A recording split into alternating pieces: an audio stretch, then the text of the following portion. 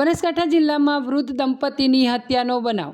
બનાસકાંઠા જિલ્લાના લાખણી તાલુકાના જસરા ગામે આજે હત્યાનો બનાવ સામે આવ્યો છે, જેમાં વડોદરા ખાતે સ્ટેટ મોનિટરિંગ સેલમાં ફરજ બજાવતા પોલીસ ઇન્સ્પેક્ટરના વૃદ્ધ માતા પિતાની ગત રાત્રે લૂંટારુઓએ નિર્મમ હત્યા કરી ફરાર થઈ ગયા હતા. લૂંટારુઓ એટલા ક્રૂર હતા કે બંને વૃદ્ધ દંપતીના ચહેરા પર તીક્ષ્ણ હથિયારના ઘા મારી મોતને ઘાટ ઉતારી દીધા હતા. સમગ્ર હત્યા મામલે અત્યારે પોલીસ દ્વારા અલગ અલગ ટીમો બનાવી હત્યારાઓને શોધી પાડવા તજવીજ હાથ ધરી છે. બનાસકાંઠા જિલ્લાના લાખણી તાલુકાના જસરા ગામે સ્ટેટ મોનિટરિંગ સેલમાં ફરજ બજાવતા પોલીસ ઇન્સ્પેક્ટર અજમલભાઈ ચૌધરીના વૃદ્ધ માતા પિતાની ગત રાત્રે લૂંટારુઓ દ્વારા ઘાતકી હત્યા કરવામાં આવી હતી. ગત મોડી રાત્રે રાબેતા મુજબ જસરા ગામે આવેલા ખેતર પર વરદાજી ચૌધરી અને તેમના પત્ની હંસીબેન ચૌધરી મકાનની ઓસરીમાં સૂતા હતા. તે દરમિયાન કોઈ અજાણ્યા શખ્સો તેમના ઘરમાં પ્રવેશ કર્યો હતો અને ઘરમાં પ્રવેશી તિજોરી અને અન્ય માલ સામાનની લૂંટ કરી હતી.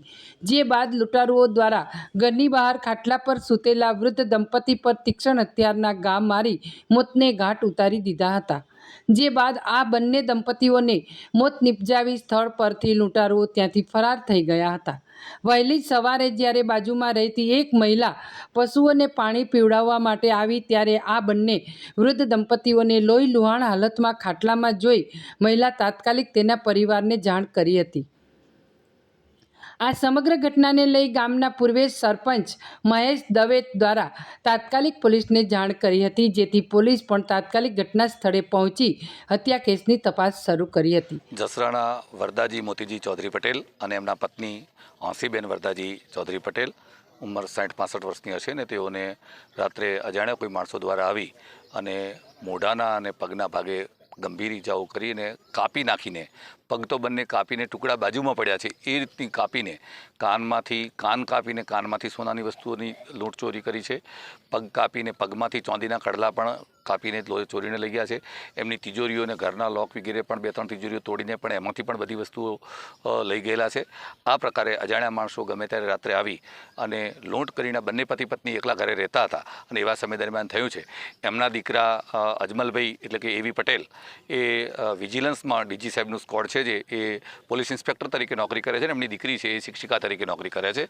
એટલે લૂંટનો ઈરાદો જ હોવાની પ્રાથમિક સંભાવનાઓ હાલ તો જણાય છે અમને ગામ લોકોને. અને અમને પણ જે રીતે સૂચના મળી સવારે 7 વાગે એટલે તરત જ સૌથી પહેલાં હું આવ્યો અને મેં જે એસપી સાહેબને જાણ કરી અને આગથળના પીઆઈને પણ મેં ફોન કરીને જાણ કરી કે આવી ઘટના બની જાઓ. ડીજી સાહેબ સાથે અને નિર્લિપ્ત રાય સાહેબ એસએમસીના ડીઆઈજી સાહેબ સાથે પણ મેં વાત કરી અને કહ્યું કે આવી ઘટના બની છે, ઝડપથી આવવું જોઈએ. અને બનાસકાંઠાના એસપી સાહેબ ખૂબ જ ઝડપથી ઘટના સ્થળે પહોંચી ગયા અને પોલીસ આવી છે. અલગ અલગ એંગલથી પોલીસની અલગ અલગ એજન્સીઓની ટીમો બનાવી અને આ બાબતની લૂંટનો ઈરાદો હોઈ શકે, સ્થાનિક હોઈ શકે, બહારના હોઈ શકે, એવી અલગ અલગ ટીમો બનાવીને એસઓજી, એલસીબી, લોકલ પોલીસ સહિતની બધી ટીમોને કામે લગાડી છે. અપેક્ષા રાખીએ કે ખૂબ ઝડપથી આવા પ્રકારના નઠારા આરોપીઓ જે બહારથી આવીને આ પ્રકારનું કામ કરી ગયા હોય તો એવા લોકોને ખૂબ ઝડપથી પોલીસ પકડી પાડશે. અને અલગ અલગ એંગલથી તપાસ કરવી, માત્ર એક જ લૂંટનો ઈરાદો નહીં પરંતુ બીજા એંગલો પણ અલગ અલગ હોઈ શકે એવી પોસિબિલિટીઓની સાથે પણ પોલીસે તપાસ ચાલુ કરી છે. એટલે હાલના તબક્કે તપાસની ગતિ બરાબર ચાલી રહી છે અને એ જ પ્રકારે હજુ પોસ્ટમોર્ટમ વગેરે થશે. એમના દીકરા એવી પટેલ હમણાં જ આવ્યા છે અને હવે બાકીની કાર્યવાહી થશે. અપેક્ષા રાખી ઝડપથી આવા લોકો હરામીઓને પકડી પાડવામાં પોલીસ સફળતા મેળવે. જસરા ગામે ખાતે થયેલી હત્યાના પગલે જિલ્લા પોલીસ વડા અક્ષયરાજ મકવાણા સહિત પોલીસ કાફલો સ્થળ પર પહોંચ્યો હતો અને જ્યાં હત્યાનો બનાવ બન્યો હતો ત્યાં ડોગ સ્ક્વોડ અને એફએસએલની ટીમની મદદથી સમગ્ર હત્યાની તપાસ શરૂ કરી હતી. પોલીસ તપાસમાં અત્યારે આ હત્યા લૂંટ કરવા આવેલા શખ્સો દ્વારા કરવામાં આવી હોય તેવું જણાઈ રહ્યું છે. લૂંટારો દ્વારા મહિલાના પગમાંથી ઝાંઝર અને કાનમાંથી બુટી કાપીને લઈ ગયા હોવાનું પણ સામે આવી રહ્યું છે.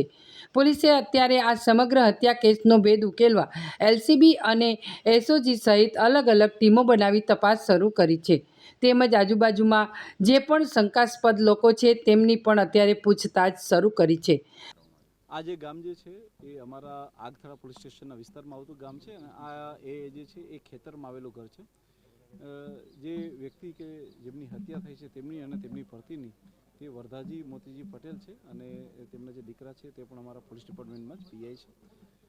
આપણે જણાવવા માંગીશ કે જે લોકોએ આ ઘટનાને અંજામ આપ્યો છે એ લોકોએ બેઝિકલી તેમના પગની અંદર રહેલી જે ઝાંઝર હોય છે અને જેમને જાણવા મળ્યું છે એ ઝાંઝર એ નાનપણથી પહેરતા હતા, એટલે એકદમ ફિટ થઈ ગયેલી હતી એમના પગની સાથે બી. તો એ પગને બી જે છે એ ત્યાંથી કટ કરી અને એ લઈ ગયા છે.